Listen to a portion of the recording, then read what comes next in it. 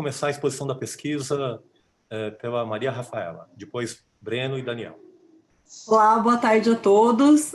O primeiro dado que a gente queria primeiro falar, antes de debater essa mudança no voto de qualidade, a gente queria retomar o relatório que foi publicado pelo CARF em 2017, com a análise quantitativa das decisões que foram proferidas ao longo do ano de 2016. Essa foi a primeira base mais relevante que trouxe informações sobre o voto de qualidade pelo próprio CARF, e nela foi divulgado que, de janeiro a dezembro daquele ano, 66,3% das decisões tinham sido proferidas por unanimidade, aproximadamente 26% por maioria, e só 7,3% de todas as decisões teriam sido proferidas com voto de qualidade. Desse universo de 7 e poucos por cento, 52,4% teriam sido favoráveis aos contribuintes, nos casos de voto de qualidade, e 47,6% favoráveis ao fisco. Nesse relatório também foram divulgados os temas, entendidos como principais temas julgados com voto de qualidade pelo CARF, e dentre eles a gente consegue ver que havia, por exemplo, um julgamento sobre ágio interno, trava de 30% na compensação de prejuízos, questões de contribuições previdenciárias, então temas muito relevantes.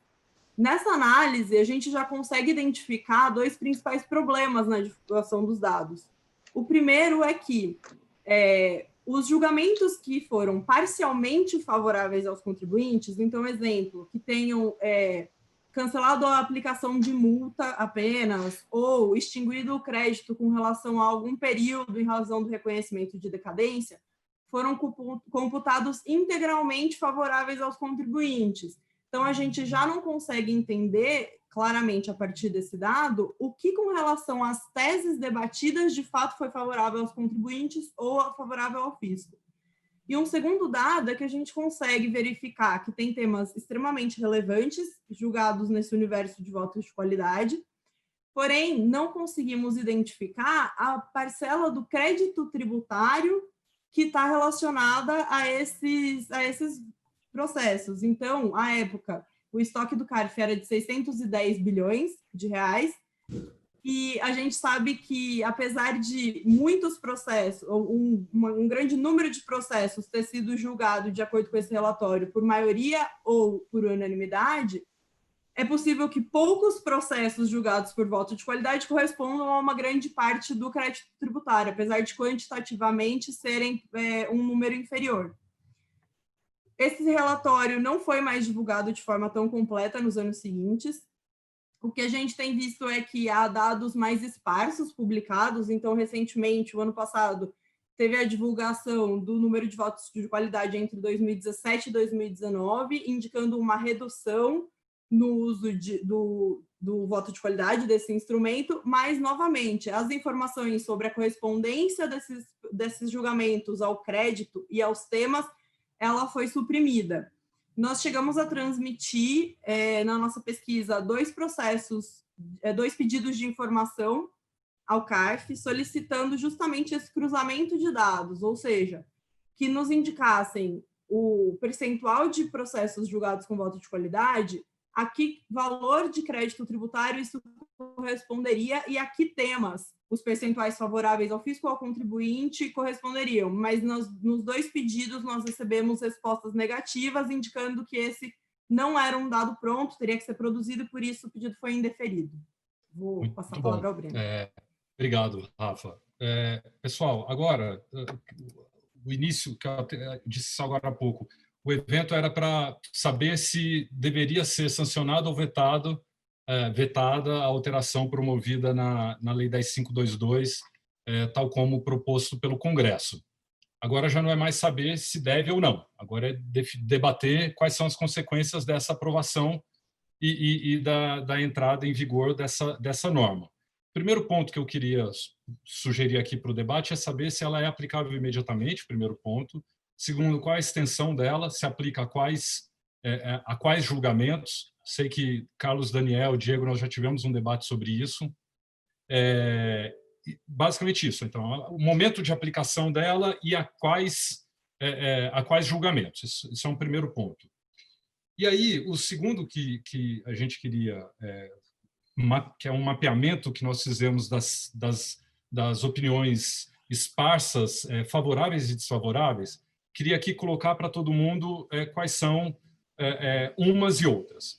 Então, do ponto de vista, quem entende que a extinção do voto de qualidade foi uma decisão legislativa boa, positiva, basicamente parte de três intuições, de três expectativas. Primeira expectativa é que isto, como o Eurico colocou, isso resolve, inverte o jogo do xadrez, inverte a estratégia, né? A partir de agora, não cabe mais ao contribuinte, não há mais para o contribuinte o ônus de se perder no empate, ter que levar o processo ao judiciário. Não sei se eu me fiz claro, mas basicamente, então, dada a regra de que o empate se resolve favoravelmente ao contribuinte, e olhando para o histórico de decisões com voto de qualidade, para as decisões com empate, agora caberá ao contribuinte a vitória e a União levar isso ao judiciário. Então, tira-se do contribuinte o ônus de oferecer uma garantia que a gente sabe que muitas vezes é um valor muito alto, transferindo, portanto, o ônus à Procuradoria de levar ao judiciário. E, por fim, como terceira hipótese favorável ao fim do voto de qualidade, um possível incentivo, que é o que o Eurico estava também dizendo, um possível incentivo à melhoria da legislação tributária, ou seja, uma redução, uma simplificação da legislação tributária, e algo que a gente sempre levanta essa bandeira há muito tempo, um esforço maior à consultoria tributária. Então, a eximir, esclarecer dúvidas dos contribuintes no momento em que a lei é editada. Hoje a gente sabe que muito disso é feito pelo CARF, que muitas dessas orientações os contribuintes colhem na jurisprudência do CARF. Por quê? Porque as leis são editadas sem a participação dos contribuintes, sem edição de normas de uma consultoria robusta. Esses são os pontos favoráveis ao fim do voto de qualidade. Obviamente que eu não estou sendo exaustivo, tem outros pontos. Pontos de quem entende que o fim do voto de qualidade é desfavorável. Desfavorável não, é negativo. Então, o risco de transformar o CARF em um órgão de passagem, porque haveria aí um desincentivo ao embate de ideias, então, naquela bola dividida, o conselheiro prefere, o conselheiro, eu estou aqui pensando, o conselheiro representante do contribuinte, ele prefere julgar favoravelmente ao contribuinte, ainda que ele não tenha certeza daquilo, e deixar que a dúvida seja esclarecida, que o problema seja esclarecido pelo judiciário. Então, o risco de que o CARF perca sua importância em razão dessa nova regra. Uma dúvida, uma questão também colocada pelas pessoas, colocado inclusive no artigo do Carlos Daniel e do Diego, de que o voto de qualidade ele não tinha um efeito imediato. Me corrijam se eu tiver falado errado, tá, Daniel e Diego? O voto de qualidade ele não tinha um efeito imediato, porque ele podia ser inclusive favorável ao contribuinte. Agora não existe mais isso. Não é uma opção ser favorável ao contribuinte ou não. O empate, por si só, já se resolve favoravelmente ao contribuinte. E aí, uma última questão, para já abrir a palavra para o Daniel Santiago, é que o seguinte, qual é o papel do processo administrativo fiscal no sistema jurídico brasileiro? Qual é a função do processo administrativo fiscal? Dizer o direito, tal como nós apostamos nos últimos anos, né, de acreditar que o CARF, como eu acabei de dizer, como até dito em alguns dos nossos eventos, o CARF quase que exerce, quase que faz política pública tributária, como nós já debatemos isso em alguns eventos na FGV. Qual é o papel do processo administrativo fiscal? Quando a gente olha lá para fora, processo administrativo é único e tão somente uma esfera em que a administração tributária faz ou não a revisão do seu próprio ato. Será que nós estamos mantendo a natureza do processo administrativo tributário com essa nova norma ou tudo muda?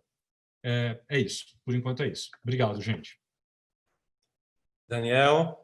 Bom, boa tarde, boa noite, não sei mais a todos. É um prazer estar com um grupo tão seleto aí de pessoas que estão pensando junto conosco a questão do processo administrativo fiscal federal, que hoje passa por um capítulo totalmente novo e pode ter consequências positivas ou negativas, e a gente vai precisar realmente refletir sobre a condução disso daqui para frente. Inclusive, como colocou bem o Breno, da continuidade do próprio órgão, né? Mas eu acho que tem um primeiro ponto que eu acho que precisa ser pensado, né? O Eurico colocou no início, na introdução que fez, que houve um debate, já que a matéria foi decidida, foi definida no âmbito do Poder Legislativo e agora sancionada pelo Poder Executivo. Mas me parece que ainda falta muita coisa a ser discutida. E para nós, que estamos estudando esse tema há cerca de 4 anos, nos parece que não adianta mudar um único pilar. Você tem que mudar os pilares de forma coordenada. Nós ouvimos em várias discussões, trouxemos pessoas que atuam no contencioso administrativo, de ambos os lados, e ouvimos por diversas vezes que havia uma espécie de discurso, e hoje a gente vê que o discurso era realmente retórico, de que o voto de qualidade não era um problema, de que o voto de qualidade era algo reduzido, e aí até esse relatório do CARF, a gente até criticou, de certa forma, a postura adotada, a premissa adotada, pelo isso que a Rafa trouxe para a gente, dos 52% favoráveis aos contribuintes, dizendo que o parcialmente favorável, ainda que fosse em 1% da autuação ou um dos temas, não poderia ser considerado como integralmente favorável. Então, havia ali um discurso que me parece que hoje cai por terra, porque no momento que o Congresso Nacional aprova a inversão, e não é nem o fim do voto de qualidade, é a inversão do resultado no caso de empate, você vê que as pessoas começam a se manifestar preocupadas com essa inversão. Então, não era algo tão residual, não era algo que não preocupava ninguém, tanto que no momento que virado o xadrez, o jogo de xadrez, virada a regra, mudada a regra, há uma preocupação muito grande, e uma preocupação que não é preocupação do fisco, não é uma preocupação do contribuinte, é uma preocupação do país, é uma preocupação daqueles que estão na academia, daqueles que são contribuintes, grandes ou pequenos, e daqueles que estão no CARF. Então, não adianta mudar um pilar só. E o voto de qualidade ele existe há décadas, e ele nunca foi tão debatido e tão discutido, e eu acho que ele nunca teve uma relevância tão grande na discussão, e acho que a discussão acabou sendo muito simplificada. Acho que merecia mais debate, como estamos fazendo aqui agora, já com a norma posta, precisávamos mais de mais debate sobre isso. E nos preocupa mudar um pilar só, né?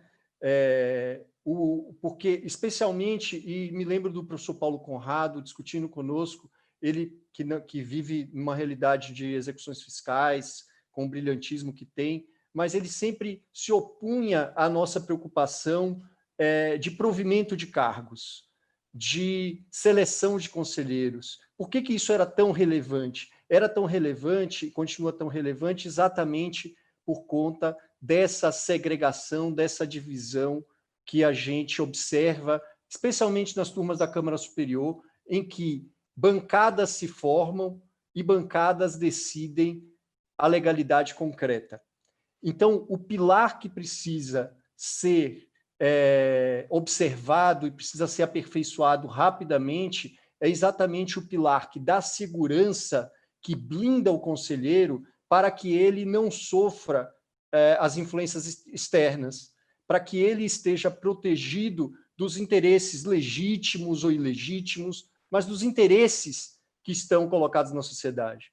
Então, se a gente colocar no conselheiro do contribuinte a responsabilidade única e exclusiva de formadas bancadas, como hoje a gente observa em muitas questões decididas relevantíssimas no CARF, eles decidirem casos bilionários sem que haja para eles proteção contra essa influência, e olha, eu acho, talvez haja em um caso ou outro, mas não vejo pressões nem de um lado nem de outro, né? Não vejo confederações pedindo que um conselheiro se encaminhe de um lado ou vote de uma determinada forma, como não vejo, acho que também não acontece em relação à Receita Federal, minha percepção, posso estar enganado, mas minha percepção. Mas se não blindarmos os conselheiros que vão julgar definitivamente, e aí já surge uma dúvida se isso vai caber ou não ação anulatória por parte da PGFN, mas definitivamente, eventualmente, créditos tributários bilionários, como já julgam hoje, mas eles vão estar muito mais expostos a pressões que podem ocorrer. E eu acho que isso, portanto, mudar esse pilar requer também outras mudanças. E me preocupa também a questão da isonomia. Já concluindo, sei que temos muitas pessoas aqui para debater esse assunto tão relevante, mas a questão da justiça fiscal, da isonomia tributária. Aquele que teve processo julgado na sessão de março, a última sessão que aconteceu foi março ou foi fevereiro, já não me lembro, mas na última sessão ocorrida antes do coronavírus, e teve uma decisão desfavorável, ele vai ser penalizado porque teve o processo dele julgado antes dessa inversão, e a mesma matéria vai ser julgada para o concorrente dele de forma diversa. Então, a ausência de uma regra de transição também é algo que eu acho que é preocupante. Eu acho que, em resumo, eram essas as ponderações que eu queria trazer para o debate. Não consigo pôr a mãozinha raise hand aqui. Pode falar, Karen. Quem quiser se manifestar, tem no aplicativo aqui na base, tem o levantar a mão, daí eu chamo por ordem. Karen, por favor. Então, eu queria trazer 2 comentários a respeito do que eles falaram agora, né? O primeiro voto de qualidade era favorável ou contrário ao contribuinte, e agora, se for para dar qualidade, vai ser sempre favorável ao contribuinte. O segundo ponto, esse foi o ponto do Breno, que eu anotei aqui para comentar. O segundo ponto foi o ponto do Daniel, que é a questão da isonomia. Mas antes, eu queria trazer uma questão, né? Quando a gente debatia votos de qualidade, pode ou não pode, eu sempre me posicionei no sentido de que isso não era, o voto de qualidade em si não era um problema. E aí as pessoas traziam o exemplo do Tribunal de Impostos e Taxas em São Paulo, porque ele tem alternâncias. Então, uma das ideias foi alternar o voto de qualidade com presidentes contribuintes nomeados pelos contribuintes e presidentes fazendários. Veja que eu tive uma longa experiência no Tribunal de Impostos e Taxas e na verdade, isso é porque no tribunal tem até hoje, ao meu ponto de vista, uma necessidade de ter isso nas turmas baixas, né, nas turmas ordinárias. Por quê? Para você criar divergência, para que exista divergência para subir para a apreciação da Câmara Superior. Quando isso sobe para a apreciação da Câmara Superior, não existe alternância de presidência na Câmara Superior. Portanto, se for para dar um voto de qualidade na Câmara Superior, esse voto de qualidade é sempre fazendário. Eu sempre entendi que isso era algo salutar na medida em que a Fazenda não tem como recorrer do Poder Judiciário. Então, acaba ali a possibilidade da Fazenda ter o crédito mantido ou não. No CARF, isso nunca foi necessário, porque essa divergência naturalmente aparecia, era até muito raro o uso de votos de qualidade, é por isso que eu sempre disse que isso, para mim, nunca incomodou o voto de qualidade com os 12 anos que eu tive no CARF, que era muito raro votos de qualidade e, eventualmente, tinha, sim, votos de qualidade para cancelar o crédito tributário e não para manter. O problema que surgiu foi, após as zelotes, nas câmaras superiores, o uso contínuo do voto de qualidade. Nas teses, especialmente, mas também nas matérias fáticas, sempre numa interpretação de que o contribuinte está agindo, eventualmente, de má-fé. E aí, o que eu senti foi uma coisa que aconteceu não só no CARF, e não só por conta das zelotes, mas foi uma tendência que a gente foi criando aqui no Brasil, e isso é lastimável no meu ponto de vista, mas é uma situação onde não impera a boa-fé, não impera a presunção de boa-fé, impera uma presunção de má-fé. Isso começa a criar aquele pêndulo. Então, tudo pode, depois nada pode. Todo mundo tem liberdade, depois todos os contribuintes são corruptos ou são sonegadores. Isso ficou um inferno. Então, o pêndulo foi para um lado, o pêndulo foi para o outro lado, e, infelizmente, o pêndulo não parou no meio. Então, o que está acontecendo é que foi uma reação, e aí a Câmara Superior passou a negar coisas que antes era favorável, ou que estava para se definir, ou que era uma coisa que se debatia, e imperava todo um critério nos julgamentos. Então, olha, se eu voto assim, o meu pensamento é assim, seja para dar, seja para negar para o contribuinte. Então, tem aquele cara que é mais legalista, tem o cara que entende um pouco diferente a forma de aplicação do direito, mas ele segue aquilo para dar ou para negar, e de repente a gente vê uma situação completamente, tenho aqui o voto de bancada de um lado, o voto de bancada do outro lado. Esse pêndulo não encontrou equilíbrio. Para mim, a gente teria algum equilíbrio aqui se nessa lei tivesse vindo que, dado a necessidade do voto de qualidade, se tira a multa, ou se tira a qualificação da multa, o contribuinte pode recorrer ao judiciário sem a espada da garantia na cabeça, porque está evidente uma dubiedade na interpretação da lei ou dos fatos. Isso não aconteceu porque, de fato, a gente teve uma reação na mesma medida daquela que os contribuintes sofreram.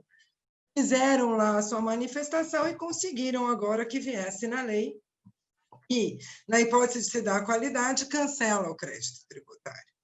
E não existe agora, e pelo menos por enquanto, a possibilidade também da Fazenda recorrer ao Poder Judiciário. Então, o que eu acho, em primeiro lugar, é que foi uma reação na medida daquela que foi sofrida pelos contribuintes com o uso inadequado do voto de qualidade. É por isso que eu volto a dizer, o problema não é o voto de qualidade, é o uso inadequado. O voto de qualidade é a presunção de má-fé e presunção de sonegação que a gente estava vivendo e que também era extremamente errada, e veio aqui a resposta. Esse é um primeiro comentário. Feito esse comentário, sem chorar sobre o leite derramado, porque, no meu ponto de vista, a gente perdeu a oportunidade de trazer aqui uma norma que diga: deu voto de qualidade? Tem dúvida, gente? Vamos tirar a qualificação da multa? Vamos deixar recorrer sem garantia? Então, assim, perdemos essa oportunidade, não adianta chorar sobre o leite derramado, é o que veio. A partir do momento que veio isso, eu quero trazer para debate, Eurico, 3 coisas. Uma, primeiro, o que vai acontecer a partir disso em termos de pressão nos julgamentos, né?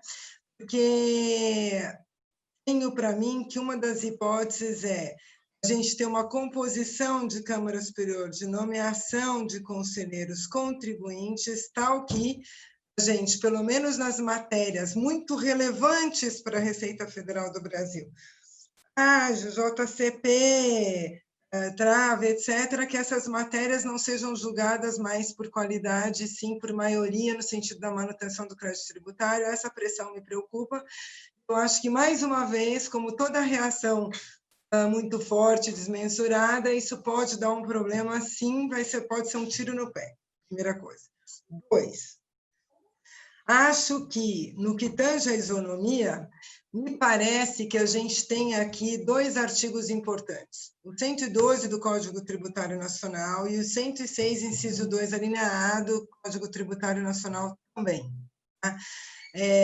O pessoal está discutindo aqui nos grupos de WhatsApp que essa matéria é uma matéria de processo, é só procedimental, se ela é só procedimental, ela só se aplica daqui para frente. Olha, eu posso estar muito louca, né? Não, a maioria não está concordando comigo, mas eu tenho dúvidas grandes sobre isso ser uma matéria só procedimental, e vou dizer por quê. Porque, para mim, uma matéria procedimental, ela dá o curso do andamento dos julgamentos, ela dá o curso do processo, ela diz como você caminha naquele processo.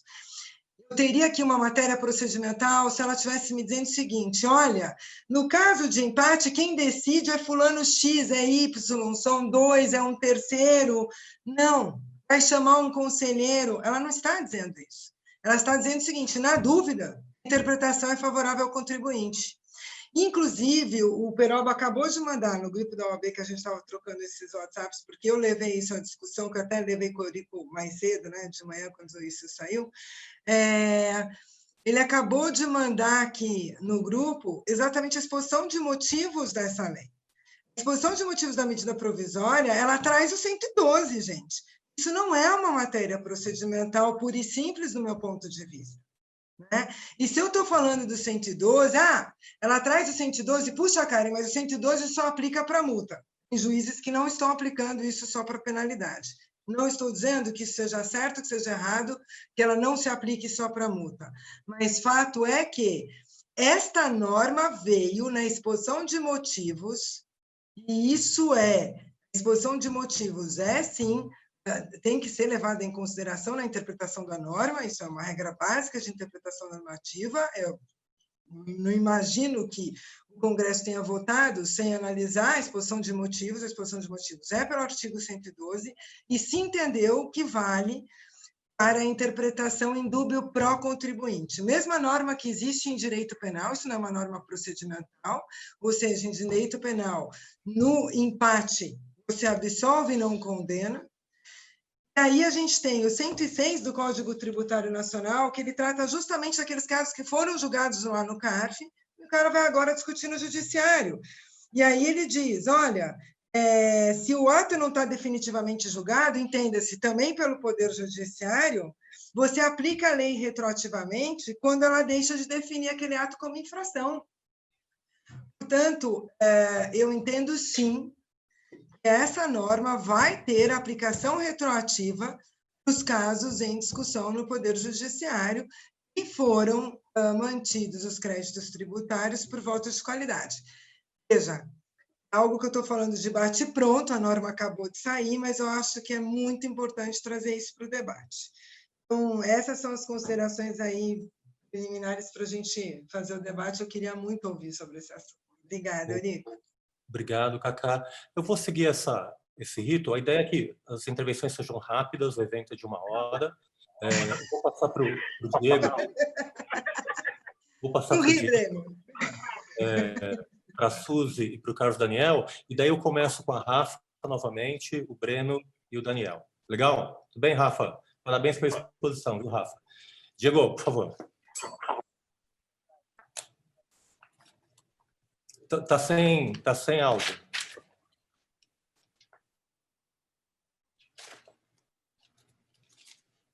Pode falar. Sim? Eu não estou te ouvindo, não está aparecendo o seu volume falando aqui. Agora sim? Pronto, agora sim. Sim. Me escutam? Sim. Beleza. Então, boa tarde, um prazer aí ver vários amigos reunidos, né? Embora, na minha opinião, por um motivo não dos mais apropriados, em especial no momento que nós vivemos, mas espero que esteja todo mundo com saúde no primeiro momento, né? Acho que isso é o mais importante hoje.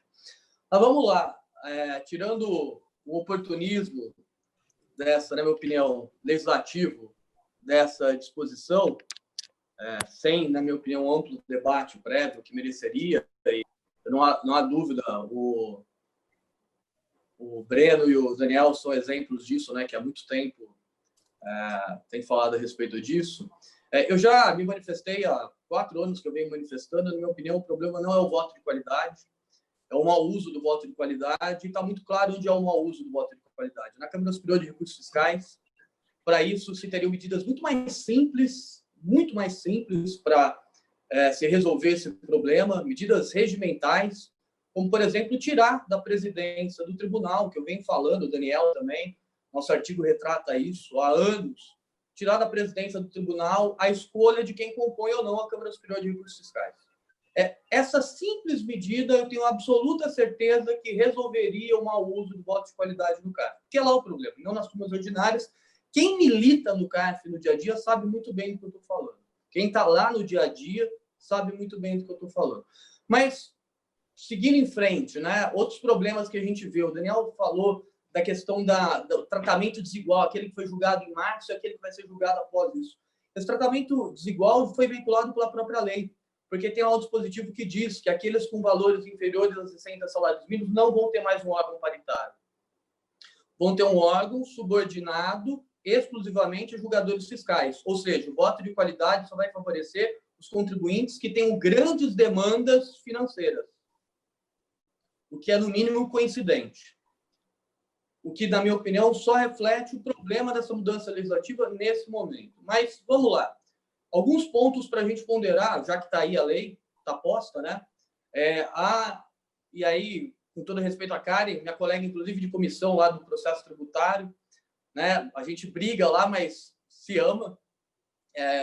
Abrir um debate para o bem, né? Eu acho que não é a aplicação do 112, a não ser que a gente comece a interpretar tributo como infração, como um ato infracional, ato ilícito, reflexo de ato ilícito. Então, na minha opinião, não haveria que se falar em 112, porque nós temos ali uma nova regra de julgamento para a hipótese de empates de julgamentos. Como tem o voto meio, voto mediano, por exemplo, no TJ de São Paulo. Quando eu tenho um órgão colegiado e eu não tenho um consenso, porque eu tenho 3 votos distintos, eu tenho o voto meio como uma das possíveis respostas. O STF tem outro mecanismo para responder isso. O voto de qualidade repaginado por essa lei, ele vem alterar exatamente isso, né? Um outro ponto que eu também queria ponderar é que, na minha opinião, só vai ao encontro no sentido de dizer o quanto é inapropriado a proposta legislativa aprovada. Fazenda Nacional não vai poder propor ação anulatória para combater aqueles débitos mantidos pelo voto de qualidade, ou aqueles débitos cancelados pelo voto de qualidade. Afinal de contas, a União vai propor uma ação contra a própria União?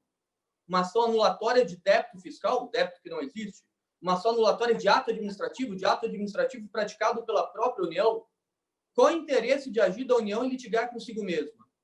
Eu confesso que eu vou ter que repensar os conceitos mínimos aí de elementos da ação para tentar fazer caber, fazer valer uma proposta dessa. O que só reforça a ideia, só reforça, na minha opinião, o equívoco dessa mudança legislativa.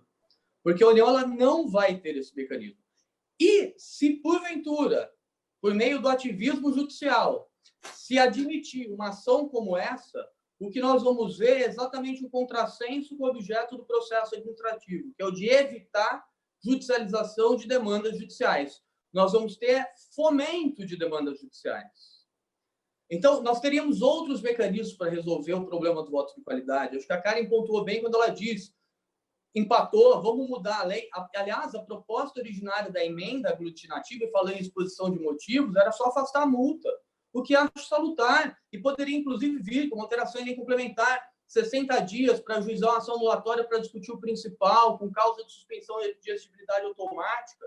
Acho que seria extremamente válido. E se a gente vai para a exposição de motivo, que aí vai transmitir a, na minha opinião, inconstitucionalidade dessa lei, se a gente vai lá na exposição de motivos da MP, que é onde a emenda foi aglutinada, veja, a ideia não era regulamentar 112 do CTN, a ideia não era regulamentar 106 do CTN, a ideia era regulamentar o artigo 171 do CTN. Ponto. Que trata da transação. Nada além disso. O que eu tenho aí é exatamente aquele jabuti legislativo que o STF já disse, no voto do Fachin, que é inconstitucional. Porque vai ao encontro do objetivo da lei. É o que alguns doutrinadores chamam, o Novelino chama, né, o contrabando legislativo. Né? Exatamente inserir uma alteração legislativa que não tem absolutamente nada a ver com o propósito, com a pertinência temática daquela disposição. Mas alguns pontos que eu gostaria de deixar aqui para consideração. Quanto a esse possível cabimento da ação anulatória, na minha opinião, ele não é cabível, quanto um absoluto, na minha opinião, um peso absolutamente desproporcional ao pequeno contribuinte, aquele que tem demandas até 60 salários mínimos, que não vai ter mais direito a um órgão paritário, que não vai mais poder usufruir de um voto de qualidade que lhe seja favorável. Como é que nós vamos resolver esses problemas? Isso sem contar com a possibilidade de, eventualmente, uma ação direta de inconstitucionalidade para combater essa disposição normativa, que pode acontecer, a gente não sabe, né? Mas partindo do pressuposto que a lei está aí, que ela é válida, vigente e eficaz, né? Como é que a gente vai fazer para resolver esse imbróglio processual dessa anulatória? Já estou vendo algumas pessoas defenderem, né, em grupos de WhatsApp também, que vai aplicar retroativamente, inclusive, para todo mundo que teve voto de qualidade no passado, vai poder rever suas decisões, né? Isso num período pós-pandemia, né? De esvaziamento de cofres públicos. Eu nem quero entrar nessa discussão aí da questão dos cofres públicos, para entrar no fla-flu que virou esse debate. Aliás, esse debate retrata exatamente o momento de sociedade que nós vivemos, uma polarização, extremismos. Alguém falou desse movimento pendular, né? A gente saiu de um pêndulo, passou para o outro, né? Até chegar num determinado momento, daqui a 4, 5 anos, a gente vê que a coisa não está caminhando bem, e aí vamos para o outro pêndulo. A gente tem a oportunidade de procurar um caminho do meio, procurar medidas racionais, centradas e ponderadas. Não, a gente resolveu pular do extremo para o outro, na minha modesta opinião e com todo respeito àqueles que pensam em contrário. Era essas contribuições, Eurico. Agradeço a sua atenção. Obrigado, Diego. Então, a ideia é a gente dinamizar e eu tenho aqui inscritos a Suzy, o Carlos Daniel, e na sequência a gente começa com a Rafa, o Daniel e o Breno, e o Daniel novamente. Só queria sistematizar 3 perguntas. Uma que o Diego colocou. Primeiro, se retroage ou não retroage. Acho que essa é uma questão muito importante. Uma outra pergunta, no caso da possibilidade de uma ação anulatória, é a PGFN que age, então o contribuinte se defendendo não tem que depositar, é isso? E se a PGFN entra com a ação, ela vai ter ônus da sucumbência também? Enfim, só para colocar para reflexão. Suzy. Diego, Boa noite Boa noite a todos. Uma alegria imensa estar aqui. Eurico, eu não vou responder nenhuma das questões que você propôs, porque eu não tenho a resposta. O que eu venho pensando desde que entrou isso, né, na conversão em lei da medida provisória, é se a gente não se criou, na verdade, um palco para debates. Vamos voltar um ano atrás, começo de 2009, quando o Sindifisco apresentou aquele projeto de lei para extinguir o CARF. Eu, pelo IASP, a gente fez uma reunião com o então secretário da Receita Federal, que realmente disse que havia um projeto de uma remodelação total do CARF. E nessa reunião, que foi na Superintendência de São Paulo, com vários representantes de entidades e com representantes da Receita que ainda estão lá, o que eles falaram? A gente vê que são mantidos valores que significam 80% a 90% do crédito tributário. Então, para a União, para a Receita, é uma perda de tempo ficar tanto tempo no processo administrativo. Então, isso dificultava muito que as entidades e a sociedade civil pudesse discutir de uma maneira que eu vejo de igual com a Receita e com o Poder Executivo e com o Ministério da Economia, um novo tribunal. Então, eu me pergunto se agora a gente realmente não vai conseguir sentar à mesa e conversar, porque esse jogo virou, né? Então, eu acho que não é bom para ninguém dessa maneira como está, mas se não é um momento realmente de todos nos organizarmos para fortalecer o CARF, né? Sem ficar de um lado ou de outro. Eu que estive lá como vice-presidente, acho que quem tiver o cargo de vice-presidente vai ter uma pressão muito grande, vai ser um cargo político muito forte, porque pode estar nas 3 turmas e pode dar pode dar a maioria. Então, eu acho que é um momento de fortalecer os conselheiros, e eu acho que pensar que não vai ter pressão para os conselheiros dos contribuintes é uma ilusão. Vai ter sim, e como eu falei, o conselheiro do contribuinte, que na Câmara Superior votar contra e der a maioria, nós temos que tomar o cuidado, porque vai ser execrado pela comunidade jurídica. Eu sei, porque quando eu votei num caso de incorporação de ações, eu fui execrada, fui tirada de diversos grupos até, em razão de um voto. Então, você tem que realmente ser muito firme e muito coerente.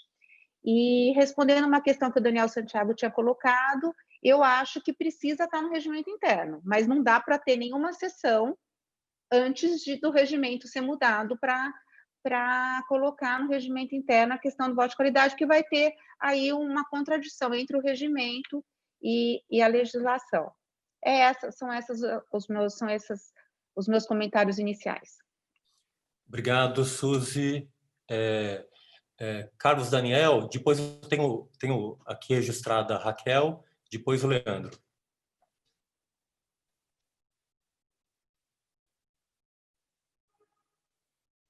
Você está no... Raquel. Bom, boa noite a todos. Boa noite, Eurico, Breno, Daniel, Rafaela, parabéns pelas colocações. Também Diego, Karen, Suzy. Estou aqui acompanhando todas com muita atenção.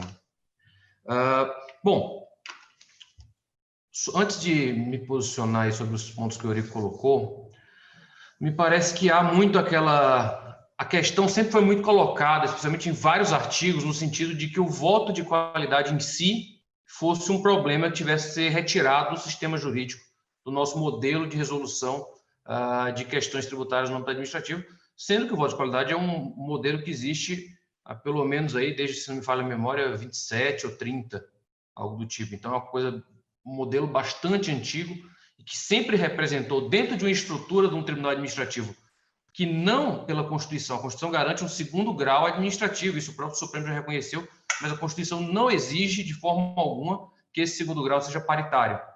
E dentro dessa estrutura, a composição paritária sempre foi uma concessão democrática da própria administração pública para a revisão administrativa de seus atos, ainda que no final, nos casos em que houvesse empate, a decisão coubesse ao presidente e aí ele poderia decidir num sentido ou no outro. Eu até reluto, Eurico, em dizer que agora foram para o oposto do voto de qualidade. Na verdade, o oposto do voto de qualidade que a gente tem atual, que tinha antes, era você dar o voto de qualidade para um conselheiro dos contribuintes. Agora você foi para um modelo diferente que 100% dos empates é julgado favoravelmente ao contribuinte, contrário à presunção de legitimidade dos atos administrativos. Se o voto de qualidade fosse em si o problema, e aí eu concordo totalmente com o que a Karen falou, se o voto de qualidade fosse em si o problema, a gente teria problema com o voto de qualidade em todas as turmas do CARF, porque todas as turmas do CARF têm presidentes fazendários, tem 4 conselheiros do contribuinte e 4 da fazenda, enquanto a gente verifica que o grande problema, o abuso que a Karen colocou, que o Diego colocou, é na Câmara Superior. Por muito tempo se relutou em colocar o dedo na ferida e dizer o problema do CARF, o abuso de voto de qualidade, na Câmara Superior. E aí, na Câmara Superior se criou, e aí eu sinto isso muito forte desde 2015, efetivamente, acho que nesse ponto muita gente tem razão, o acirramento ideológico muito forte. Então, você olha diversos temas, eu vou dar um exemplo para cada lado. Ágio interno. Sem entrar no mérito da tese, ágio interno, em todas as câmaras baixas, perde para o contribuinte e em todas é por unanimidade ou por maioria. Ágio empresa veículo, até pouco tempo em todas as turmas, hoje eu acho que tem uma turma que vota contrário ao contribuinte, mas também por maioria ou unanimidade. Chega na Câmara Superior, qualidade. O contribuinte perde por qualidade. Então, a impressão que dá, a sensação que dá para os advogados, até para os próprios conselheiros, para o contribuinte, é que existem 2 órgãos. Existe o CARF das câmaras baixas, com os debates técnicos, com a possibilidade de você conseguir ganhar um caso por maioria.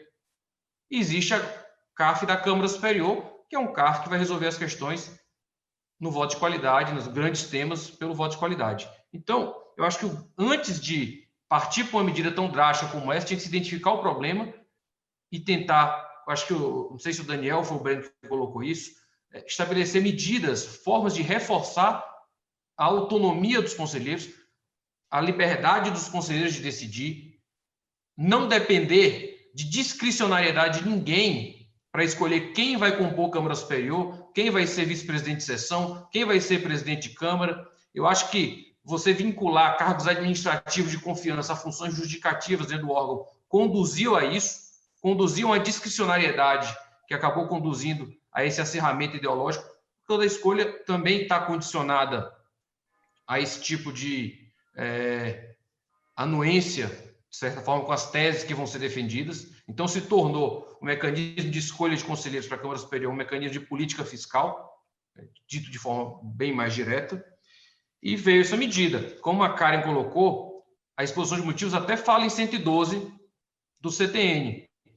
Mas, a bem da verdade, a emenda que foi apresentada, original, ela não tratava de extinção do crédito tributário completo, mas apenas das multas qualificadas, multas de ofício, e aí, quando foi feita a emenda aglutinativa, houve essa extensão para todo o crédito tributário, que, a meu ver, de forma muito clara, parece equivocada. A meu ver também, na minha opinião, não vejo o cabimento de retroatividade de casos que já foram julgados, mesmo que ele tenha sido julgado semana passada, ou que ele tenha sido julgado há 10 anos atrás, ou esteja sendo discutido no judiciário. Eu acho que é uma norma procedimental, o Diego colocou bem, é uma norma que foi estabelecida procedimentalmente para resolver casos de empate, da mesma forma que o voto de qualidade era antes, e me parece que há, nesse sentido, diversos vícios de inconstitucionalidade formal aí, pelo contrabando legislativo, mas o ponto é que a questão foi atravessada num momento de pandemia, num momento de convulsão social, sanitária, foi atravessado numa emenda aglutinativa no MP que não dizia respeito à matéria, sem nenhum debate sério, e aí um debate sério que foi fomentado pelo Breno, pelo Daniel há muito tempo, e eu digo isso com autoridade porque eu participo de debates com ele sobre PAF há pelo menos uns 5 anos. Então, desconsiderou-se todo o debate. E eu digo uma coisa, Breno, Daniel, eu não me lembro, nos nossos diversos eventos sobre isso, alguém defender que o empate teria que dar totalmente o ganho para o contribuinte. Pelo contrário, muita gente falava, olha, não, tem que dar direito pelo menos a multa, ter o empate, a multa é sancionatória, mas eu não lembro ninguém defender com seriedade essa posição. E aí entrou-se na questão do movimento pendular e hoje estão exortando uma solução que o meu maior medo não é a solução em si, mas o que vem depois. Uma alteração de estrutura do CARF, a questão da ação anulatória da PFN para o judiciário, que vai abarrotar o judiciário de casos de alta complexidade técnica, completa mudança da nossa estrutura que a gente tem hoje, pressão maior em cima de quem está lá no CARF. Então, o meu maior medo é você sair e abandonar de inopino um modelo que a gente sabia identificar mais ou menos onde estava o problema, pensava modos de tentar mitigar esse problema ou tentar resolvê-lo de certa forma, e a gente está mudando para um modelo que a gente não sabe o que vai vir, a gente não sabe quais vão ser os problemas, quais vão ser os méritos, os deméritos. Então, a gente está agora, para frente, vai ser o momento aí agora de descobertas. Vamos ver o que vem aí pela frente, tá? Eurico, obrigado. Obrigado a todos. Obrigado, Daniel. Como eu disse, a gente está aberto a fazer outros eventos, está conversando, acho que o assunto rende muita discussão e já demos 1 hora, mas vamos trabalhar mais meia hora aqui. Raquel Novaes, por favor. Boa noite a todos. Olha, eu primeiro desejo que vocês todos estejam bem, com a sua saúde bem, das suas famílias, e parabenizar a organização desse evento pela oportunidade dele, né? Não podia ser mais oportuna essa discussão, ou seja, logo em seguida aí a sanção presidencial. Eu falo aqui como alguém que trabalha no CARF, com processos no CARF há pelo menos 30 anos, e sou testemunha de que o voto qualidade nunca foi efetivamente uma questão no CARF, né?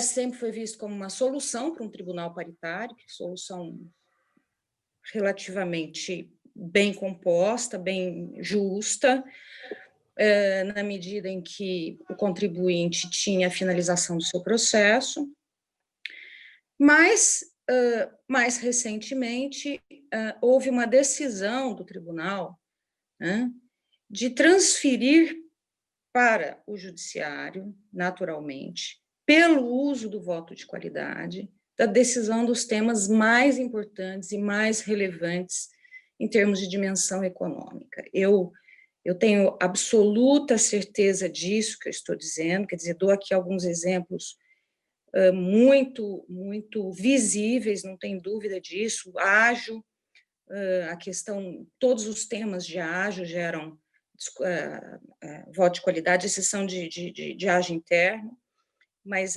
todos os temas de ágio, lucros no exterior, juros sobre capital próprio, contribuições previdenciárias, planos de saúde, stock option e, mais recentemente, o que é muito preocupante e que a mim, pessoalmente, que atuo no CARF há muitos anos, a questão da multa qualificada. Multa qualificada ser decidida por voto de qualidade, ou seja, você ter a criminalização praticamente da conduta do contribuinte sendo decidida por voto de qualidade. Então, isso realmente, o mau uso do instrumento começa a ser tão frequente que a percepção de que ele sim passa a ser o problema, porque se não se usa bem um instrumento que seria muito bom, usado com ponderação, vamos então eliminar esse instrumento. O contraponto sobre a questão do o tema aí dito de que isso vai provocar uma judicialização de casos técnicos no judiciário, e essa já é uma realidade hoje, né?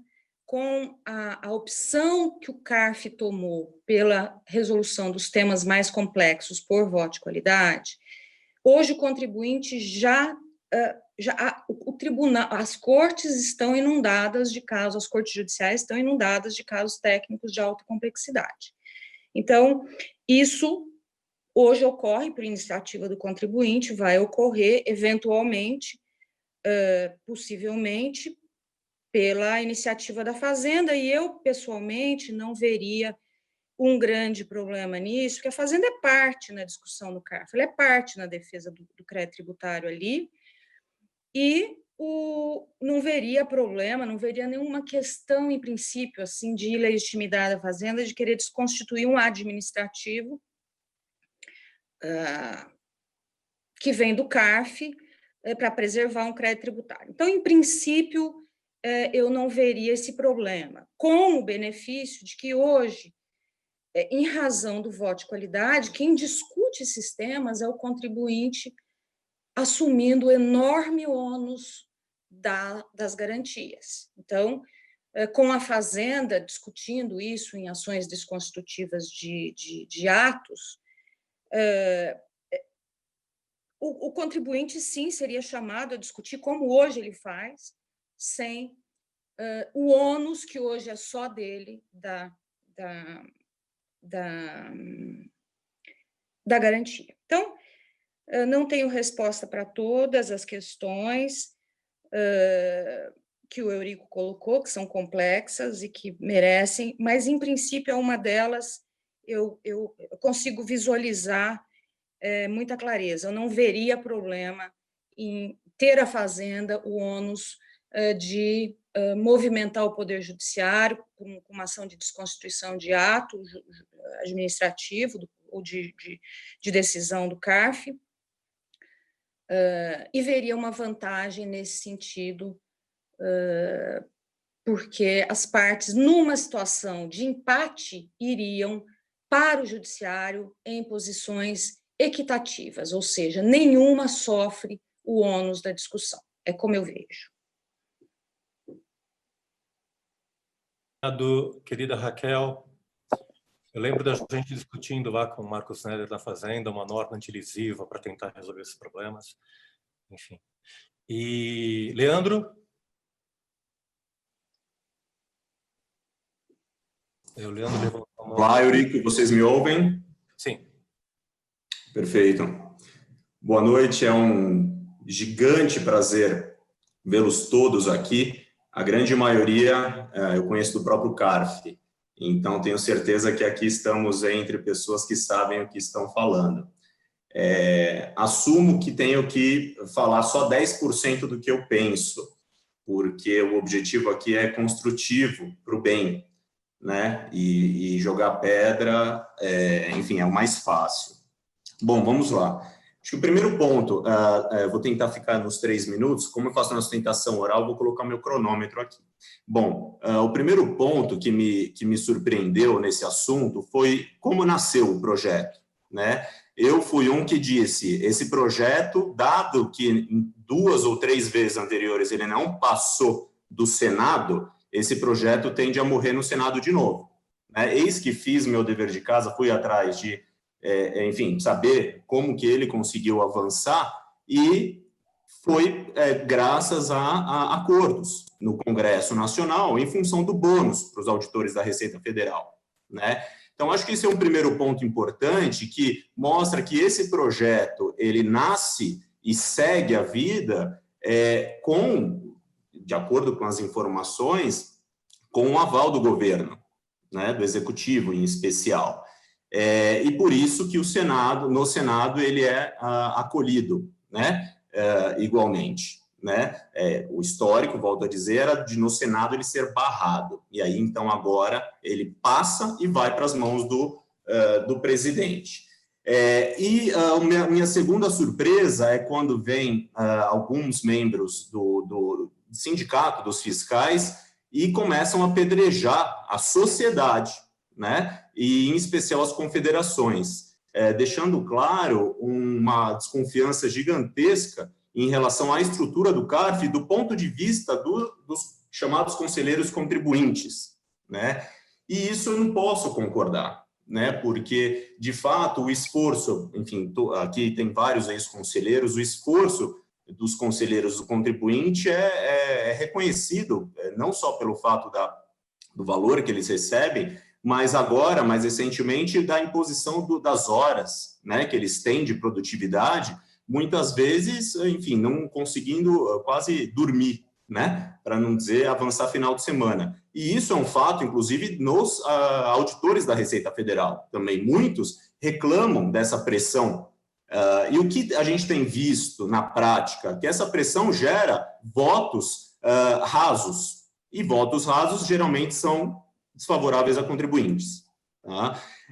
Então, o que também eu tenho visto em função dessa pressa no julgamento, muitas vezes, poucos presidentes de turma quererem agilizar o julgamento e aí falarem, inclusive, para o patrono, olha, qualquer necessidade você embarga, né? Como se a oposição de embargos fosse garantido o conhecimento dos embargos, enfim, e fosse dada eficácia, né, ao processo. Então, isso tudo para dizer que o processo ele já está sangrando, o processo administrativo. Não me parece que seja essa novidade que vá causar um problema no CARF. Dentro da história do movimento pendular, vejo que agora o pêndulo veio para o lado de cá, vamos dizer, né? Não me parece um modelo ideal de fato, mas até conversando com o Henrique Pinheiro Torres, lá em 2015, dezembro, quando voltou das Zelotes, ele me disse, naquele momento justamente, olha, o pêndulo agora está do lado da Receita Federal,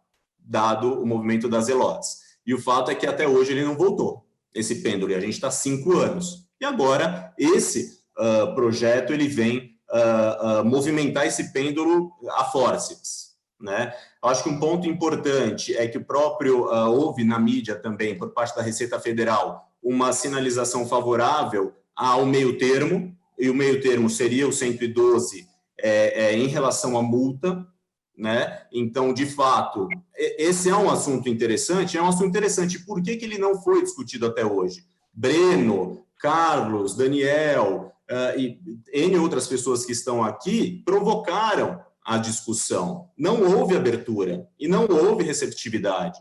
Então, isso mostra que o legislativo ele é o ente legitimado a fazer as alterações nível legal, né? É onde nós estamos, e é com quem nós conversamos, digo nós, a sociedade, então nós temos que usar desse poder que está a nosso favor. E, por fim, termino dizendo sobre a questão dos tais 7% do voto de qualidade, né? Até hoje, fiquei anos e anos curioso de saber o que tinha debaixo dos 7% de voto de qualidade, né? Porque o fisco, a procuradoria, sempre bateram muito nessa tecla de que apenas 7% do voto era um voto de qualidade, só que esses 7% representam 90 bilhões, né? Então, aí temos uma quantidade importante e bem mais, vamos dizer, significativa do que 7%.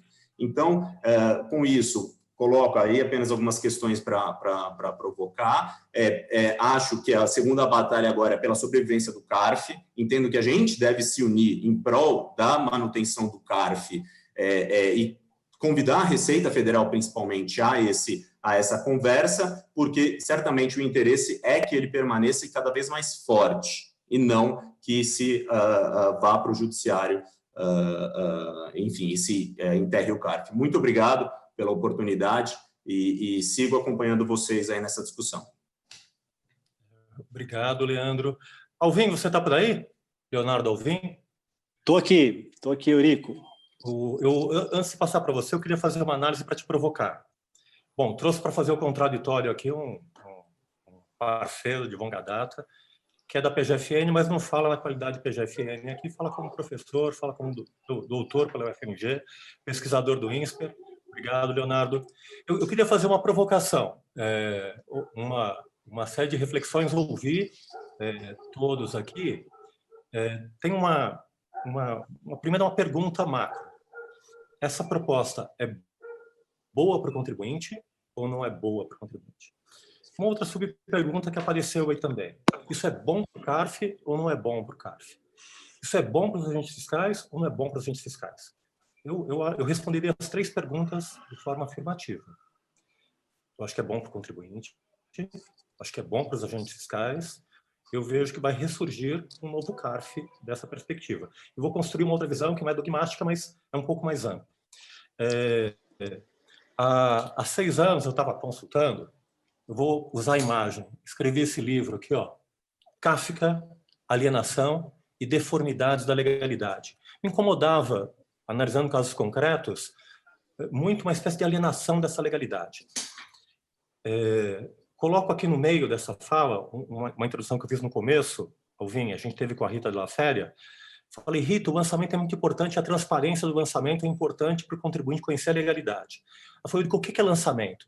Falei, o ato que a autoridade administrativa interpreta a lei, que a autoridade competente diz o direito, diz a lei. Ela falou, Eurico, mas não há princípio da legalidade na sua Constituição? Eu falei, tem, Rita. Então, para que alguém tem que dizer qual que é a lei? Então, eu acho que primeiro uma grande pergunta como essa, e aí eu já passo para eu queria provocar o Breno e o Daniel, que a gente conversou sobre isso. Enfim, eu tenho uma lei, essa lei é interpretada pela consultoria tributária através de vários atos administrativos, vários atos formativos. Quem produz esses atos são os agentes fiscais, COSIT, as várias instâncias interpretam a lei. Depois essa lei ela é interpretada de novo com presunção de validade pelo auto de infração, e aí o papel aceita tudo, e eu constituo um ato administrativo com presunção de validade. Daí ele passa por uma DRJ que só pode julgar no que diz respeito, não ao que diz a legalidade, mas ao que diz os atos normativos, que foram criados pela própria administração tributária. Depois vai para o CARF, que pode agora apreciar a legalidade, mas não pode apreciar a questão da constitucionalidade. Ele pode afastar os atos normativos ilegais, pode reformar o auto de infração, mas não pode trabalhar a constitucionalidade. Daí vai para o judiciário. Eu crio um sistema, na verdade, estrutural, em que eu crio a lei, eu sou a voz da autoridade, eu crio a lei, e depois, se empatar, eu ganhei. Ou seja, eu tenho um incentivo para criar complexidade no sistema, porque a complexidade me favorece. E aí a gente cria a nova lógica, eu escrevi há muito tempo atrás sobre isso, da dúvida como fato gerador. Se teve dúvida, empata, é fato gerador, paga tributo. Em vez de eu trabalhar numa nova corrente que eu acho que está surgindo agora, e aqui eu fecho a minha argumentação, que não é mais a dúvida, agora é a responsabilidade da administração tributária dizer qual que é a legalidade. Nessa imagem do livro, eu uso Kafka, num conto chamado Before the Law, que vem uma pessoa humilde tentar entrar no portal da lei, ele vê uma luz brilhando ali, mas ele não consegue entrar porque tem um guardião que fecha a porta. Eu acho que agora o que está acontecendo agentes fiscais, DRJ, CARF, vocês dizem a legalidade, dizem os atos normativos. Com isso, vocês vão reduzir complexidades, mas vão ter que se preocupar agora em garantir segurança jurídica. Vai ter que ter um alinhamento legal. O CARF, as DRJs vão trabalhar agora nessa nova reestruturação em função do reentendimento de como eu vou interpretar a lei nesse novo ciclo virtuoso. O CARF vai entrar agora reinterpretando, trabalhando com atos normativos que estão compromissados com a legalidade, porque a clareza da lei agora é favorável ao fisco. Um movimento curioso. Até hoje, o fisco nunca quis abrir auto-infração, nunca quis dar transparência aos processos administrativos. Eu só vejo o CARF. Agora, a transparência é um instrumento de legitimidade do fisco, para mostrar qual que é a sua legalidade. Quanto mais clara a legalidade, menos divergência. Leonardo, que cenário você está enxergando aí? O que vai acontecer? Contribuinte vai recorrer? Fala, Breno. Não, eu queria só complementar a sua pergunta para o Leonardo, porque eu provoquei ele aqui agora há pouco, saber também se ele entende que a Procuradoria poderá judicializar por meio de uma anulatória do julgamento do CARF, enfim. Queria também ouvi-lo quanto a isso. Mas desculpa, Eurico, você estava fechando o seu raciocínio. Não é isso. Leonardo, tua visão de futuro como professor, o que vai acontecer? O contribuinte vai recorrer, PGFN tem sucumbência, o contribuinte não tem mais que depositar para discutir a legalidade vai ser debatida no judiciário e o CARF vai estar trabalhando, vai ser importante também, mas vai ser, acho que vai ter um deslocamento aí do eixo da interpretação da legalidade com funcionalidade para o judiciário e um estreitamento da competência do CARF, que vai ter que se alinhar com o DRJ e com os atos normativos, uma nova responsividade da Receita Federal, no sentido dos agentes públicos interpretarem a lei de uma forma clara para esse contribuinte que quer entender essa legalidade e não consegue entender essa legalidade. E aí, Leonardo, o que você acha? Boa tarde, Eurico, obrigado pelo convite. Breno, todos os demais palestrantes, Carlos. Eu cheguei agora, eu confesso que eu não pude acompanhar as discussões anteriores, porque eu acabei sendo chamado pela PGFN para uma outra reunião. No momento que eu entrar aqui, peço desculpa a todos, então não sei exatamente o que vocês conversaram antes. Vocês abordaram vários aspectos, e o Eurico provocou com 3 perguntas. O que eu diria sobre essas 3 perguntas? Eu acho, propriamente, que perde o fisco, perde o contribuinte e perde a sociedade com o fim do voto de qualidade. Eu discordo desses 3 aspectos. Eu vou mais ou menos dar qual que é a minha opinião. Primeiro, eu acho que a gente tem que despoluir esse tipo de discussão no sentido de que quem se posiciona de maneira contrária ao fim do voto de qualidade não está dizendo que conselheiros do CARF ou conselheiros de contribuinte é corrupto, é desonesto ou não é uma pessoa técnica, esse tipo de coisa. Porque quando a discussão caminha para esse sentido, as pessoas até ficam sem jeito de fazer suas próprias colocações ou expor seus pensamentos quando vão para esse tipo de linha de argumentação. Então, a primeira coisa que eu digo é o seguinte, olha, eu particularmente acho que o modelo do CARF hoje é muito bom, acho que os conselheiros dos contribuintes têm um nível técnico excelente, um nível técnico muito bom, e acredito piamente que ali não tem corrupção hoje, são contribuintes, são conselheiros ótimos e que vão permanecer nos seus mandatos ótimos. Qual é a minha grande preocupação com relação a esse novo formato do CARF? É o futuro. Quando esses conselheiros saírem, o próximo CARF, eu tenho medo. E eu vou justificar. Não existe, no meu entendimento, a gente tem que separar 2 tipos de situações. As decisões que o CARF profere, elas vão estar em 2 tipos de situações distintas. Eu tenho determinadas contribuintes, são conselheiros... Oi, desculpa, estão me ouvindo? Caí? Estamos. Estão ouvindo? Voltou? Nós temos dois tipos de situações. Primeira situação é quando eu tenho uma norma tributária, essa norma tributária, pela própria linguagem, ela tem um nível de indeterminação e eu vou fazer a construção de uma norma a partir daquela norma de natureza indeterminada. Essas normas tributárias, na maior parte das vezes... Estão me ouvindo? Sim. Eu acho que estão ouvindo? Perfeitamente. Jóia. Essas normas tributárias, se a gente for olhar mais de 90% das normas tributárias, eu digo as leis que são feitas, elas são feitas dentro da própria COSIT da Receita Federal. E elas têm uma linguagem determinada, porque você não consegue fazer um fechamento daquela linguagem de maneira perfeita.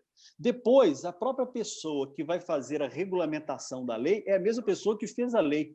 E ela escolheu uma das possibilidades interpretativas que o texto permitia. Eu vou ilustrar isso aqui com exemplos. Uma discussão grande que tem no CARF, insumos de PIS/COFINS, o conceito de insumos do artigo 3º, tanto da 10.637 quanto da 10.833. A gente pode dizer tudo, a gente pode dizer, e eu até acredito, que a construção feita normativa dentro do CARF é melhor do que aquela que foi feita pela Receita. Mas você vai dizer que foi errada? Não, não foi. Se a gente perceber aquilo lá, aquelas normas foram frutas ambas de medida provisória. Eu tive a medida provisória primeira 66/2002, que virou a 10.637, depois eu tive a medida provisória 135 de 2003, que virou na 10.833. A regulamentação que foi feita pela IN 247 e pela 404 foi feita pelas mesmas pessoas que fizeram a norma, e a amplitude ou a abertura semântica das leis, as mesmas pessoas permitia mais de um tipo de interpretação. Então, quando a gente diz o seguinte, o fisco interpretou de maneira errada, não. A maior parte das vezes que a gente vai ver é a lei, pela abertura decorrente da linguagem, ela permite mais de um tipo de interpretação. A Receita, que foi a própria pessoa que propôs aquele ato normativo, escolheu num ato volitivo um determinado tipo de significado e o CARF construiu outro tipo de significado diferente. Nenhum dos dois ultrapassou o texto ou as possibilidades semânticas que estavam dentro do texto. Então, eu não posso dizer que a interpretação dada pela Receita era errada. Eu posso dizer que era uma escolha feita daquela própria pessoa que fez a norma. O meu receio é que, com conselhos futuros, eu tenho conselhos de classe e sindicatos que vão se perceber que eles têm o poder de dizer o seguinte, olha, o CARF atual ele é ótimo e eu escolhi árbitros excelentes, porque para o propósito que eu quero hoje, eu quero árbitros qualificados para qualificar o debate e propor argumentos que vão vencer.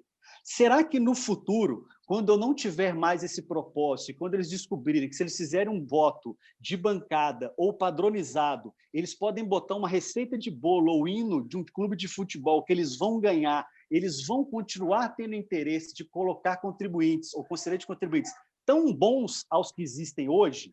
Essa é a minha pergunta. E o direito, volto a dizer, ele é absolutamente valorativo naquele determinado tipo de escolhas. As pré-compreensões ou de onde vêm as pessoas influenciam muito esse tipo de debate. E vou dizer mais, outro dia participei de um debate sobre esse tema e eu ouvi uma seguinte colocação, olha, mas isso daí já existe dentro de juízes que estão no quinto constitucional. Ok, mas o ambiente influencia muito. Sobre essa questão de corrupção, eu vou dar um exemplo para vocês. A Receita Federal ela tem mais casos de corrupção do que a PGFN. A Polícia Federal tem mais casos identificados ou acusados de corrupção do que a PGFN. Eu vou dizer assim, será que um auditor da Receita Federal vai dizer o seguinte, olha, você está dizendo que nós somos mais corruptos que os outros? Não, mas eu estou dizendo que o tipo de atividade ou o meio em que você está propicia mais esse tipo de fator.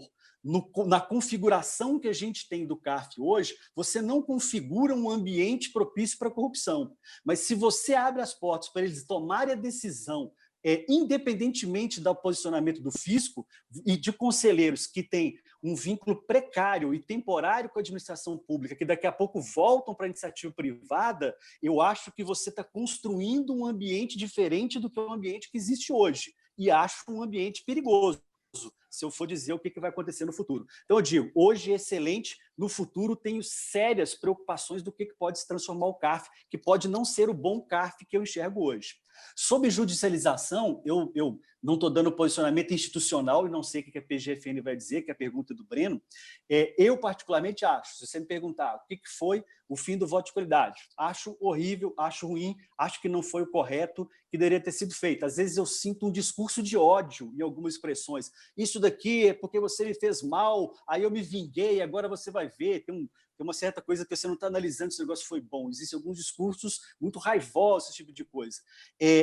Eu acho que tecnicamente é ruim, tenho severas preocupações quanto ao futuro, mas eu particularmente acho que a gente tem que respeitar a legitimidade de quem tem o poder, que é o povo, que o Congresso quis que fosse assim, o presidente da República sancionou, então eu não faria contorcionismos interpretativos, nem para desqualificar a redação que foi feita lá no artigo 19 da 10.522, e nem tampouco para judicializar o que vai vir. Se é a vontade dos representantes do Congresso, que nossos representantes estão lá no Congresso, que isso seja feito, se o presidente da República deu sua vontade que aquilo fosse sancionado, eu diria que aquilo deve ser obedecido e eu não faria nenhum tipo de judicialização, e mesmo que isso provoque eventuais rediscussões do que seja o CARF lá na frente. Eu não faria judicialização, acho que não é o caminho a ser trilhado. Joia, Eurico. Queridão, obrigado, Alvin, por ter aceitado esse convite intempestivamente. Rafa, por favor, encerramento, Rafa, Breno e Daniel. Eu penso, ouvindo tudo o que foi dito aqui hoje, debates super qualificados e relevantes, mais uma dúvida, na verdade, me surge, né? Acho que esse é um momento bem mais de dúvidas do que de respostas. Então, mais uma que me surge é pensando no papel que o CARF tem também como orientar justamente qual é essa interpretação da administração pública. E aí, olhando especialmente para a Câmara Superior, que tem uma função de uniformizar o entendimento, de dar a diretriz para os contribuintes e também para a Fazenda, né, de qual vai ser a interpretação adequada daquelas normas, quando você impõe que nos casos de empate essa decisão seja favorável ao contribuinte, seja automaticamente favorável, o que isso significa para a orientação jurisprudencial? Então, agora a gente está também trazendo para esse conteúdo de orientação de contribuintes, de sociedade, que a interpretação da administração vai ser essa, a favorável do contribuinte, porque, na verdade, a orientação foi de dúvida, foi de não chegamos a um consenso nesse modelo paritário de qual seria a interpretação adequada, mas o resultado acabou sendo favorável ao contribuinte. Então, acho que a gente vai precisar repensar também um pouco o papel que a jurisprudência do CARF vai começar a ter na nossa orientação, na nossa avaliação de risco de condutas, de tal ou não adequada à jurisprudência do tribunal, especialmente considerando que o CARF hoje julga diversas matérias que não chegam ao judiciário. Pela sua complexidade, elas acabam sendo discutidas só na esfera judicial, porque tem justamente essa composição técnica de pessoas ultra especializadas em tributário, em questões contábeis. Então, enfim, eu queria encerrar com mais essa ponderação e passo a palavra ao Breno. Obrigada. Bem, Rafa. Breno? Eu ainda estou formulando aqui algumas ideias. Se Daniel puder falar antes de mim, eu agradeço. Vamos lá. Bom, acho que é super válido. A gente acho que presenciou aqui pessoas que militam muito no CARF, conhecem, foram conselheiros, têm visões, e a gente vê que a gente sai com muitas dúvidas. E eu acho que esse é o principal mote, que eu acho que a gente tem que aproveitar esse momento para poder qualificar o debate e continuar aperfeiçoando o modelo. Fazer desse limão, e não digo que o limão é a mudança, a inversão do voto de qualidade, ou é a Zelotes, que acabou potencializando muito a má utilização do voto de qualidade, mas estamos diante de algo que é ruim, concordo, de certo modo, com o que o Leonardo fala, estamos diante de um quadro muito ruim, de muito embate, de muito mais litígio, de pouca ponderação, de muita divisão. Precisamos nos reunir para criar um direito tributário que tem uma certa racionalidade, e o CARF não tem, diante de todos os problemas, contribuído para isso. Então, eu acho que a gente tem que aproveitar para, voltando naquela ideia que eu falei inicialmente, mexer nos demais alicerces do sistema para que possamos ter uma redução de litigiosidade e não o CARF como mais um incremento de litigiosidade. Tem várias falas aqui que eu acho que precisam ser destacadas mesmo, não dá para destacar todas elas, e eu acho que agora é o momento de dar especial atenção à questão do provimento dos cargos, à questão das garantias dadas aos julgadores, para que as pressões externas, e aí eu estou falando de confederações, mas estou falando também de TCU, estou falando também de Ministério Público Federal, estou falando de sociedade, estou falando de advogados, como a Suzy nos revelou aqui, que num voto específico foi execrada e foi até excluída de certos foros, de certos grupos. Então, aproveitar desse momento que essa seja uma primeira mudança de outras tantas mudanças que precisam ser criadas para a valorização do julgamento administrativo. Obrigado, gente. Obrigado, Daniel. Breno?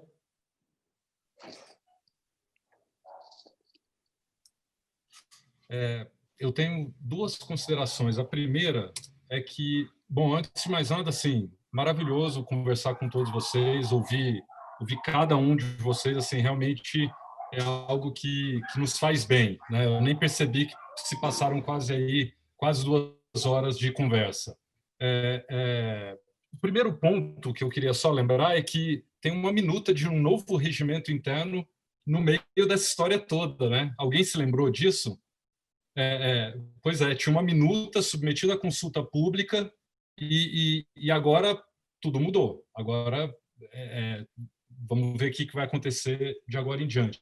O Leandro fez uma provocação aqui pelo chat sobre a inclusão desse dispositivo no artigo 19 da 10522, da Lei 10522, que é aquele artigo que trata das hipóteses em que a Fazenda não vai recorrer ou não vai contestar uma determinada decisão ou uma determinada ação. Eu estou aqui abrindo o artigo 19 e eu sei, fica a Procuradoria dispensada de contestar e tal, e tem todas aquelas hipóteses. Nós soubemos, enfim, nós ouvimos que tem uma opinião de um professor bastante respeitado de que a inclusão desse artigo sobre o voto de qualidade, como artigo 19E da Lei 10522, seria, portanto, deveria ser interpretado da seguinte forma: o voto de qualidade, então, o empate será favorável ao contribuinte somente em relação às matérias descritas nos artigos anteriores do artigo 19. É que nas versões anteriores do artigo 19, mais ou menos isso. Eu não tenho como discordar mais disso. Eu acho que, assim, é uma interpretação que, na minha análise, eu tive conhecimento dessa informação hoje, não tive tempo de refletir muito, mas a minha primeira reação a uma interpretação como essa é de que ela não faz sentido. Ela faria, talvez, sentido se fosse a inclusão de um inciso ou de um parágrafo ao artigo 19. Mas não, é a criação de um novo artigo 19, de uma nova versão, que é o artigo 19E. Isso me faz lembrar imediatamente da lei que trata da redação das leis, que é a Lei Complementar 95, e ela fala da complementariedade dos parágrafos e dos incisos ao artigo. Mas quando você tem 2 artigos, eles são conteúdos autônomos. Então, eu não sei se isso te responde, Leandro, mas essa é a avaliação que eu faço de que uma interpretação como essa não fecha na minha cabeça. Mas, enfim, não sei se... Eu acho que era para fechar, né, professor? Eu não sei se é para reabrir ao debate, enfim. Eu agradeço muito aqui a ponderação de todos, as provocações. A Karen fez várias provocações aqui ao vivo e depois também aqui pelo WhatsApp. Leonardo, Raquel, Suzy, Daniel, Diego, muitíssimo obrigado. Obrigado, professor Eurico. Foi fantástico. Acho que cumpriu maravilhosamente bem o papel de fomentar o debate qualificado. Obrigado, Breno. Para melhorar o Brasil. Melhorar o Brasil. Eu acho que isso vai retrazer um debate institucional sobre qualidade da legalidade e sobre processo administrativo. Tem que pensar num novo desenho de processo administrativo. Eu queria que dentro dessa lógica que eu estou, pelo menos, pressupondo, a voz que vai definir a legalidade, vai definir tudo, é a voz da autoridade, que retoma esse papel. Então, para fechar o evento, eu passo a palavra para a nossa voz da autoridade aqui, que é o Leonardo Alvim. Eurico, agora a autoridade acabou, não tem mais esse negócio de autoridade, acabou. A autoridade estava sem voz. A autoridade sem voz. Tiraram a voz, a autoridade, né, Breno? Obrigado pela participação. Amanhã vai ter um webinar feito pelo INSPER, junto com o Jota, 11h30 da manhã. O Breno participará também, a Vanessa Canado, o professor Sérgio André Rocha, e o professor Luiz Eduardo Choueire. Então, Sérgio André, Choueire, Vanessa, Breno, amanhã J. INSPER, 11h30 da manhã, a gente continua essa discussão que é super produtiva para todo mundo, para a gente ter um CARF melhor, para a gente ter um processo administrativo melhor, mais segurança jurídica para os contribuintes. Obrigado, viu, Eurico? Muito obrigado, Léo, e obrigado a todos. Acho que esse é o primeiro debate. A gente pode organizar vários. Foi meio mentirinha, que é a hora do IBS, mas as 2 horas do IBS. Do IBS não, do CARF. Bom, obrigado a todos, obrigado.